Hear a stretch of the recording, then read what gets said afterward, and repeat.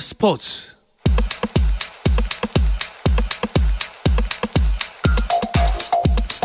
금요일 저녁에 축구 이야기, 축구장 가는 길 시작하겠습니다. 축구 칼럼니스트 배진경 기자, 서호정 축구 전문 기자와 함께합니다. 어서 오십시오.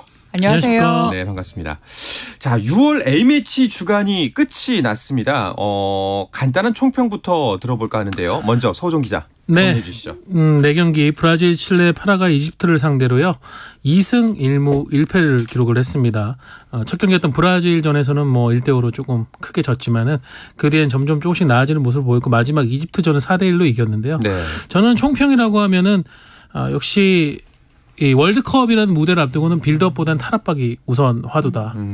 예, 상대가 우리를 향해서 돌진해오는 것을 어떻게 빠져나갈 것인가. 이게 아시아에서 이제 세계 무대로 가는 데 있어서의 굉장히 중요한 국면인데 6월 4연전에서 이 문제가 더 두드러졌다고 봅니다. 네, 배진경 씨. 저는 그러니까 남미 팀에 대한 적응력을 높이면서 오답노트를 좀 빽빽하게 채울 수 있는 그런 기회가 됐다고 생각을 하고요.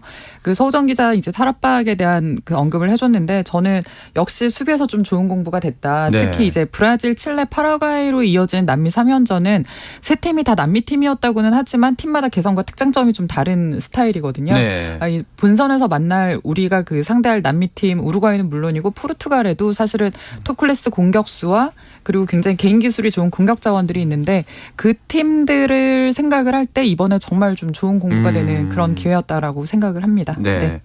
그 이제 두 분의 총평과도 좀 비슷한 얘기일 수도 있는데 그 한 가지 부분이 손흥민의 존재감 그리고 김민재의 부존재감이 컸던 4연전이었다라는 평가도 있어요. 네, 결국 막혔을 때 푸는 역할은 손흥민 선수가 했고요. 칠레전, 파라과이전에서는 이제 2경기 연속 프리킥 득점을 해냈었고 이집트전에서 선제골 장면 때도 완벽한 측면 전환 패스로 기점 역할을 했었습니다. 또 말씀해 주신 김민재 선수의 빈자리는 수비의 안정감 부분도 있지만은 좀 강력한 상대의 전방 압박을 벗겨내고 나아가면서 상대 라인을 역으로 무너뜨리는 그런 김민재 선수의 저돌적인 플레이도 좀 그립지 않았나 그런 생각이 들더라고요. 네. 그래도 마지막 이집트전에서는 대량 득점을 하면서 좀 마무리 자체는 기분 좋게 잘 됐다라는 평가도 있어요. 네, 사실 결국에는 이제 마무리가 좋아지면 많은 것들을 그래도 좀 긍정적으로 볼 수 있는 어떤 그 기회들이 생기니까요. 네. 일단은 득점 루트가 모두 다양했고 여러 선수가 득점을 올리면서 다양한 득점원을 확보했다는 점은 굉장히 좀 의미가 있었다고 생각을 하고요. 이집트가 우리 예상보다 그렇게 위협적이지 않았던 전력인 것도 분명히 이제 좀 감안을 해야 되지만 패턴 플레이를 통한 전술적인 움직임이라든가 세트피스에서 이제 약속된 플레이가 좀 잘 이루어졌다는 점은 좀 의미가 있었다고 생각을 하고요. 네. 이날 4골 중에 이제 3골이 그 헤더로 좀 만들어진 골들이었는데 우리 선수들이 크로스를 하거나 문전 침투를 하는 움직임 그리고 또 낙하지점을 포착을 해서 이제 슈팅으로 연결하는 그 모든 장면들이 전체적으로 봤을 때 어떤 선수가 뛰어도 결국엔 좀 합이 들어맞는 조직력이 조금씩 올라오고 있다 이런 생각이 좀 드는 그런 경기였습니다. 네. 그 방금 배진경 기자가 말씀하셨던 것처럼 사실은 그 살라도 빠졌고 꽤나 그 주전 멤버가 빠졌기 때문에 이집트 전력 자체가 매우 약해서 아쉬운 경기가 아니었나 좀 그런 평가도 있던데요. 네, 모하메드 살라 외에도 아스널에서 활약하고 있는 중앙 미드필더 엘레니 그리고 터키 무드에서 뛰는 주전 공격수 이제 스트라이커 트레제게 이런 좀 핵심 선수들이 다수가 빠졌죠. 우리로 치면은 손흥민, 황의조, 황인범 이런 선수들이 이제 네. 빠진 상황에서 한국 경기를 치른 건데 그러다 보니까 전력상 이번 4연전 상대 중에서 이집트가 가장 떨어지는 편이었습니다. 또 가나의 어떤 가상 상대 우리가 월드컵에 가서 만나야 될 가나의 가상 상대라고 하기에도 스타일이 좀 많이 동떨어져 네. 있는 타입이었었고 축구협회가 이집트와 카메룬을 놓고 고심하다가 좀 살라의 어떤 스타 파워를 기대를 하고 최종적으로 이집트를 택했는데 정작 살라가 방한하지 않아서 그런 부분까지도 좀 무산이 된 점 아쉽습니다. 좀 아쉽죠. 자, 그러면은 이번 4연전을 통해서 그 벤투 감독이 가장 집중했던 부분은 어디였을까요? 서우정 기자가 앞서서 탈압박에 대한 언급도 해줬지만 결국에는 우리가 본선에서 만날 팀들을 생각을 하면 압박과 템포, 기술의 수준이 다른 팀들을 상대로 우리 경기력과 전술을 얼마나 우리가 원하는 만큼 가져갈 수 있을 것인지를 좀 점검을 해볼 필요가 있는 그런 단계였는데 그럴 수 있는 이제 중요한 기회였다고 생각을 하고요. 예컨대 우리가 빌드업을 이제 계속해서 추구를 하고 있지만 파라과이전에서는 이제 공격 숫자를 늘리는 상황이었음에도 불구하고 뭔가 공수의 연결이 아주 매끄럽다거나 이런 상황은 아니었거든요. 네. 이런 부분은 분명히 좀 보완이 되어야 되는 지점이었다는 생각이 들고 한편으로는 이런 식으로 우리 축구를 보여주는데 어디까지 보여줄 수 있는지를 점검을 하면서도 플랜 B를 통해서 우리가 플랜 A가 아니어도 어떤 대체 자원을 확보를 하고 어떤 전술을 좀 대안으로 제시를 할 수 있는가를 다양하게 좀 점검을 해보는 그런 실험의 연장선상에 있는 경기들이었다라고 볼 수 있겠습니다. 네. 알겠습니다. 자, 그러면은 그 이번 4연전 뭐 한 경기가 아니라 이번 전체 4경기를 봤을 때 우리 대표팀의 성적 100점 만점에 한 몇 점 정도 주실 수 있다고 생각하세요, 두 분께서는? 저는 한 60점. 60점. 네. 왜냐면은 그 칠레하고 파라과이 같은 경우에는 조금 괜찮았습니다. 이집트 같은 경우 좀 사실 전력이 좀 떨어진 상황이었었고 브라질전은 우리가 벤투 감독이 기존에 갖고 있던 틀을 갖고 호기롭게 좀 부딪혔지만은 엄연한 현실을 좀 깨닫기도 했었고 네, 그래도 조금 점수를 준 부분은 저는 벤투 감독이 경기를 치를수록 교체 카드를 상당히 좀 적극적으로 활용하는 이전과 다른 모습을 보였다는 점 이런 부분은 좀 긍정적으로 볼 수 있었던 것 같습니다. 네, 배진경 기자는요? 저도 한 65점 정도로 65점. 주고 싶은데 왜냐하면 결국 우리가 어떤 경기 내용을 얘기를 하고 뭐 골들을 얘기를 하고 경기력, 경쟁력을 얘기를 하지만 본선에서는 결국 승점이 확보가 돼야 되고 승점이 전제되어야지 우리가 다음 단계를 생각을 할 수 있는데 그 승점을 확보하는 기본은 수비에서의 안정, 무실점이거든요. 네. 그러니까 무실점이면 최소한 승점 1점을 확보를 하는 게 본선 무대인데 그 부분에서 우리 수비 조직이 좀 많이 흔들렸다 이번에는 좀 점검이 필요하고 보완이 필요하다. 그래서 저는 일단 한 60점 정도, 65점? 예, 요 사이로 보고 있습니다. 이 4연전을 모의고사로 친다면은 합격이라고 말하기에는 좀 모자란 점수 같습니다. 솔직히 말씀드리면. 그렇다면은 이 4연전에서 그 가장 돋보였던 성과, 이건 참 잘했다라는 지점은 어디에 있을까요? 우선 첫 번째로는 황의조 선수의 부활 그리고 이제 조규성이라는 백업 이상의 어떤 존재감의 스트라이커가 있다는 거 우리가 재확인을 한 것 같습니다. 네. 황의조 선수가 브라질전에서도 멋진 골을 넣어줬었고 또 그 이후에도 헤더 득점을 또 하나를 또 기록을 했는데 조규성 선수도 이집트전에 이제 들어와가지고 멋진 득점을 해줬죠. 두 선수의 어떤 공존 체제가 최전방에 상당히 좀 든든함을 주는 것 같고 독일 프라이프루크에 뛰고 있는 정우영 선수가 이선 중앙 측면 어디에 가서든 제 몫을 해낸 점 이런 부분도 상당히 좋았고 엄원상, 고승범 이런 선수도 이번 4연전에 큰 수확이 아니었나 싶습니다. 네. 자, 이번 4연전 MVP도 한번 뽑아볼까 하는데요. 두 분이 생각하는 MVP 누굽니까? 서왜 눈치를 저는 뭐 보시죠? 이거 거의 부정을 못할 것 같은데요. 네. 역시 손흥민 선수가 그쵸? 아니었나. 네.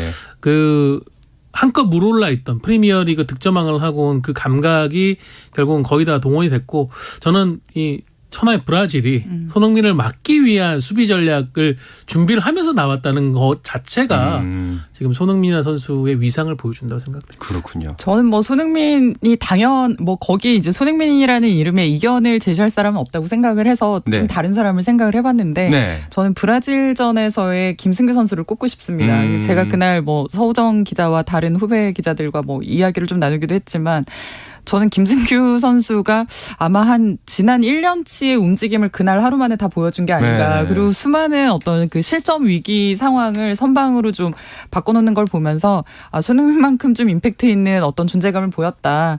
저는 그 본선에서 이제 어쨌든 골키퍼의 그 집중력과 선방 능력도 굉장히 중요한데 그렇죠. 5골을 실점을 했지만 그만큼 또 되게 많은 어떤 위기들을 넘겨준 그런 존재감을 보여서 김승규 선수도 저는 괜찮았다고 생각을 합니다. 알겠습니다. 반면에 손흥민 선수가 맹활약을 펼쳤지만 너무 손흥민 의존도가 높은 거 아니냐라는 비판도 있어요. 이게 엄연한 우리의 현실일 수밖에 없는 게요. 네. 그러니까 손흥민 선수가 지금 세계적인 수준에서 인정받고 있는 그 능력, 클래스라는 거는 확실히 이 대한민국 축구의 위치, 세계 축구 안에서의 어떤 지정학적 위치라고 우리가 표현을 많이 하는데 피파 랭킹이나 이제 모든 면을 봤을 때 그걸 월등하게 앞서고 있거든요. 그러니까 이 선수는 상대 팀이라면은 누구나 맨 마킹을 두 명 이상을 붙일 수밖에 없는 거고 조직적인 마킹을 구사할 수밖에 없는 이게 그만큼 비중이 크니까 어쩔 수밖에 없는 대신 우리가 이제 고민을 해야 되는 거는 손흥민에게 그런 상대 수비가 쏠렸을 때 나는 역의 공간을 황의조, 황희찬 이런 선수들이 어떻게 활용할 것인가. 벤투 감독의 고민은 손흥민 손흥민이라는 창을 더욱더 날카롭게 준비해서 확실히 상대를 공략하는 것과 동시에 이제 또 다른 창들을 더 확보를 해줘야 된다는 겁니다. 네. 자, 보완해야 될 과제. 아마 아까 그 100점 만점에서 감점 요인 중에 제 생각에 뭐 30점, 40점 중에 한 7, 80%는 수비가 아니었나 하는 생각이 드는데 이런 부분 어떻게 앞으로 좀 보완해 나가면 좋을까 싶은데요. 네, 결국 이제 수비라인 불안을 이야기를 하지만 본선에서 우리의 수비는 사실 수비라인만의 책임은 아니거든요. 네. 그러니까 미드필드에서 얼마나 압박을 하면서 우리 수비라인을 보호를 해주는가, 또 상대 역습 상황에서 우리 공격수들이 얼마나 빠른 전환 플레이로 우리 수비라인의 숫자를 늘려주는가, 또 수비에 힘을 보태주는가, 이 모든 게 사실은 수비라는 이름의 조직력으로 또 반영이 되는 부분이거든요. 그런 의미에서 이제 중앙 미드필더에서 굉장히 그 수비에서 큰 역할을 해줬던 큰 정우영 선수가 부상으로 사실 전력에서 이탈을 하고 보니 그 자리가 오히려 굉장히 좀 크게 느껴졌던 부분이 있었고요. 그 정우영 선수를 완벽하게 대체할 수 있는 수비형 미드필더의 역할을 할 수 있는 선수가 혹은 파트너가 조금 좀 절실해진 그런 어떤 장면들이 좀 나왔고요. 그 자리를 우리 백승호 선수라든가 황인범 선수라든가 좀 점검을 해봤지만 이 선수들이 빌드업과 앞으로 전개를 하고 탈압박을 하는 부분에 있어서는 다들 어떤 그 장점들을 가지고 있지만 활동량이라든가 수비적으로 좀 부딪혀주면서 우리 수비 라인을 보호해주는 부분에 있어서 조금씩은 좀 아쉬웠다. 그래서 네. 이 부분에 대한 어떤 점검도 좀 필요하다고 생각이 되고요. 전체적으로 이제 또 우리가 그 중앙 그 센터 라인 쪽에서 지금 좀 언급을 많이를 하고 있지만 사실은 측면도 어떻게 보면은 이 현대 축구에서는 전술적으로 굉장히 좀 전환 플레이의 중요한 어떤 포지션인데 우리 풀백들이 지금 왼쪽 풀백, 오른쪽 풀백 이번에 각각 3명씩 뽑아 놓은 상태였는데 사실상 그나마 좀 제 경기력을 보여준 선수는 김진수 선수와 네. 마지막에 그 김태환 선수 정도였거든요.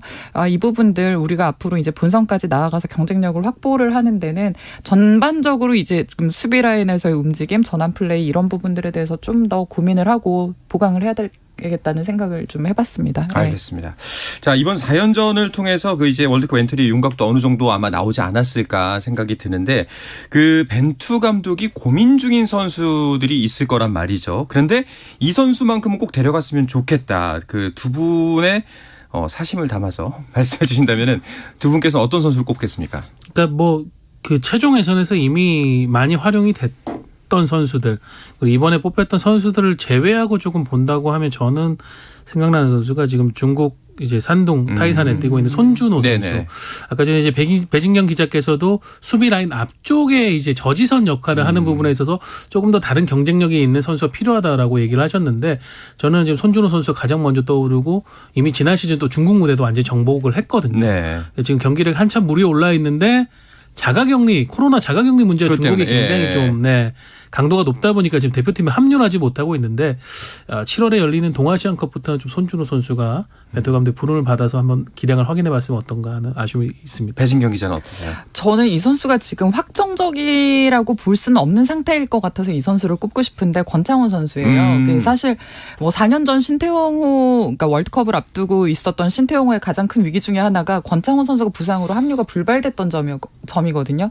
사실 권창훈 선수가 굉장히 좋은 선수이고 또 지금은 군 문제 때문에 국내에서 뛰고 있지만 사실은 또 유럽을 일찌감치 경험을 했던 선수고요. 좋은 능력들을 가지고 있는 선수인데 사실 그동안 컨디션 난조로 뭔가 다른 선수들이 경쟁력을 키워갈 때 조금은 약한 모습을 보였거든요. 근데 이 권창훈 선수가 이집트전에서 골을 넣으면서 좀 강렬한 모습도 남겼고 앞으로 월드컵까지 좀 계속해서 경기력을 끌어올리면 좋은 어떤 활용도가 있는 선수라고 생각을 하고 네. 이 선수 같은 경우 제가 꼭 갔으면 좋겠다라고 생각을 하는 이유 중에 하나는 결국 본선에서는 멀티플레이어 역할을 할 수 있는 선수가 필요하고 그 선수를 통해서 전술의 다양성을 확보를 할 수 있는데 권창훈 선수는 사실 미드필드 전방위를 다 소화를 할 수 있는 선수고 굉장히 가진 능력들이 많습니다. 그래서 네네. 아마도 본선에서 좀 카드를 확보하는 데 좋은 선수가 될 수 있지 않을까 하는 사심을 담아서 이 선수를 좀 언급을 해보고 싶었습니다. 알겠습니다. 자, 우리나라가 4연전을 치르는 동안 카타르 월드컵에서 우리와 같은 조에 속한 세 나라들도 여러 경기들을 치렀는데요. 이 이야기는 잠시 쉬었다가 와서 나누도록 하겠습니다.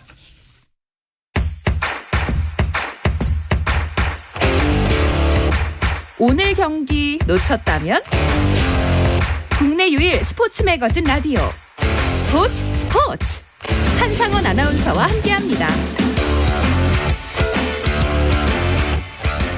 네, 금요일 저녁에 축구 이야기 축구장 가는 길 듣고 계시고요. 서우정 축구 전문 기자, 축구 칼럼니스트 배진경 기자와 함께하고 있습니다.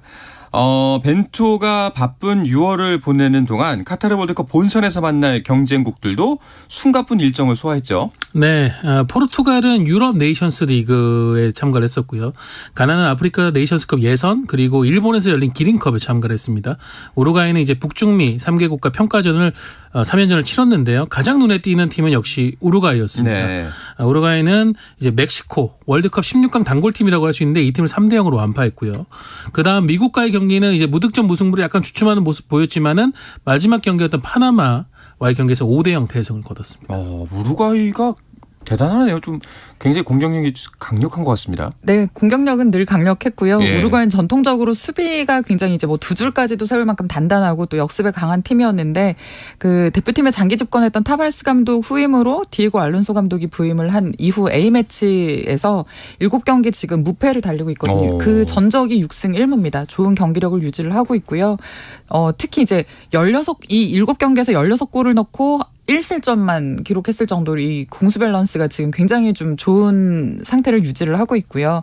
6월 3경기에서 이제 4골을 몰아친 그 에딘손 카바니가 정말 그 베테랑 공격수거든요. 이 선수와 그리고 뭐 수아레스도 있지만 최근 리버풀로 이적한 신성 다윈 누네스라든가 또 페데리코 발베르데처럼 이제 그 레알 마드리드에서 뛰고 있는 그 굉장히 좀 좋은 선수들이 전 포지션에 걸쳐서 있기 때문에 확실히 우리에게 굉장히 좀 까다로운 상대가 될 것 같다. 이런 생각이 듭니다. 그렇군요. 네네.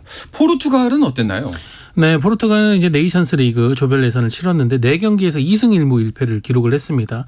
첫 경기는 스페인과 1대1로 비겼고 그다음에 스위스를 4대0으로 꺾고 체코를 2대0으로 꺾으면서 기세가 좀 올라오나 싶었는데 마지막 경기에 이제 스위스 원정이었는데요.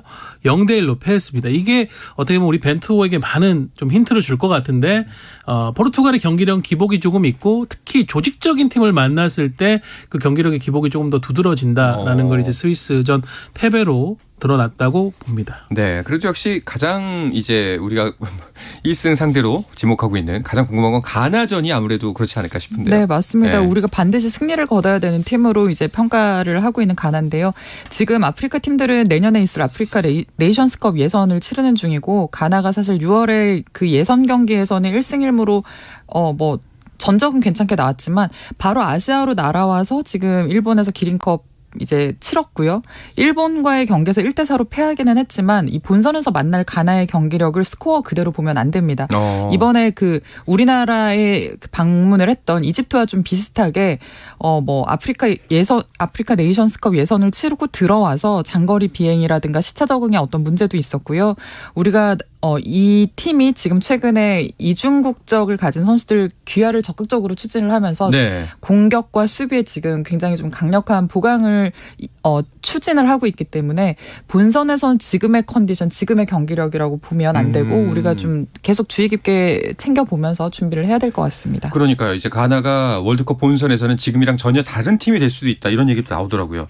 자, 이제 2022년 카타르 월드컵 본선에 나갈 32개 나라가 모두 결정이 됐죠. 네, 이제 월드컵 조추첨을 할 당시에 이제 29개국이 확정돼 있었고요. 나머지 이제 3개 국가는 대륙 간 플레이오프를 치렀었는데 네. 6월 A매치 기간 중에 진행이 됐고요.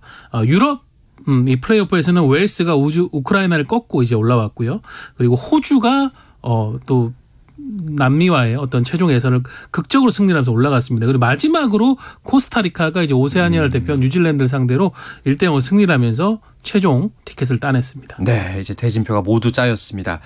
자, 그리고 한 가지 좀 안타까웠던 소식은 그 23세 이하 대표팀의 황선홍호가 한일전 완패를 당하면서 그 처음으로 그 8강 탈락을 했습니다. 네, 예. 23세 이하 아시안컵 8강전에서 일본에 0대3으로 패했는데요. 사실 질 수도 있죠. 근데 이제 상대가 일본이었다는 점. 그것도 가위바위보도 지면 안 되는. 그렇죠. 예. 근데 또 그 일본이라는 팀이 21세 이하 팀으로 꾸려져서 사실 어떻게 보면은 우리보다 어리기도 하고 이런 팀인데 이 그 일본이 사실은 다음 올림픽을 준비를 하면서 일찌감치 팀을 꾸려서 지금 조직력을 다지는 그런 팀이거든요. 이 팀에 져서 이제 충격이 좀 더해졌습니다. 사실 네. 우리가 2년 전에는 이 대회에서 우승을 했는데 8강에서 탈락을 하고 그 상대가 일본이었다는 점에서 굉장히 좀 충격이 컸던 그런 경기였던 것 같습니다. 그러니까 여기 예견된 참사다라는 평가가 있기도 하고 또 이제 차라리 아시안 게임이 연기된 게 다행이다라는 이야기까지 나올 정도거든요. 네. 이게 이번 대회를 이제 황선홍 감독은 항저우 아시안 게임이 연기되지 않았다고 하면은 어떻게 보면 아시안 게임을 준비하는 최종 예. 테스트 형식으로 보려고 했는데 일단 아시안 게임이 연기가 되다 보니까 이번 대회의 실패를 좀 만회할 수 있는 시간적 여유는 있습니다. 다만 되풀이하지 말아야 될 실수는 그런 부분인 것 같아요.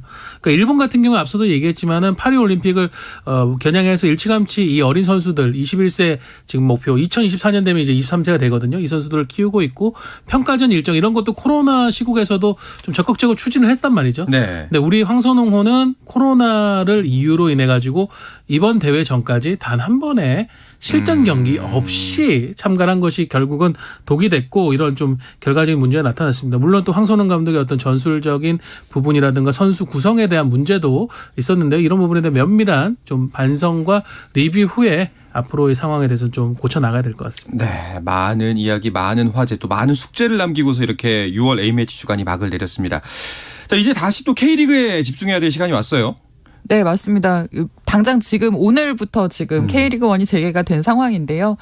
A매치에서 뛰었던 그 우리 K리그 선수들이 자그마치 22명이나 되거든요. 네. 이 선수들의 경기를 이번 주말부터 계속해서 보실 수가 있습니다. 자, 그 이번에 빅매치들이 예정이 돼 있습니다. 자, 어떤 경기들이 있는지 간략하게 정리를 한번 해주시죠. 역시 가장 눈길을 모으는 것은 울산과 전북의 현대가 더비인데요.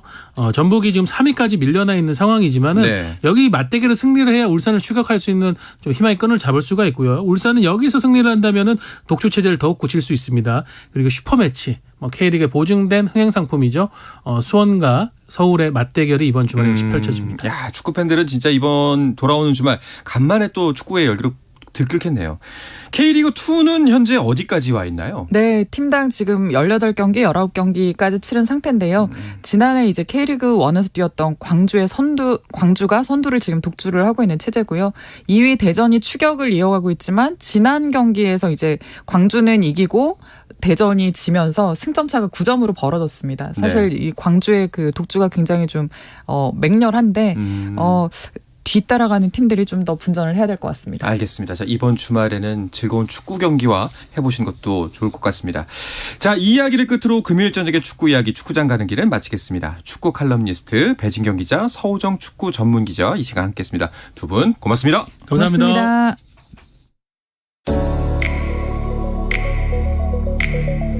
네, 주말 스포츠는 9시 20분부터 함께 하실 수 있습니다. 저는 월요일 저녁 8시 반에 다시 돌아오겠습니다. 아나운서 한상원이었습니다. 스포츠!